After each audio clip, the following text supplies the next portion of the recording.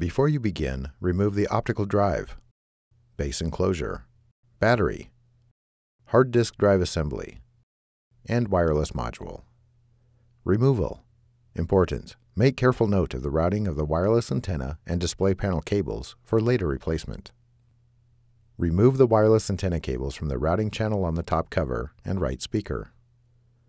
Using minimal force, lift the locking bar up on the display panel cable ZIF connector and disconnect the display panel cable from the system board. Remove the display panel cable from the routing channel on the left speaker.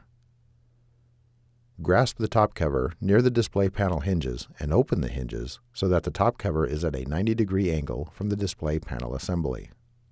While supporting the top cover, remove the two 6mm P1 Phillips head screws that secure the left display panel hinge to the top cover.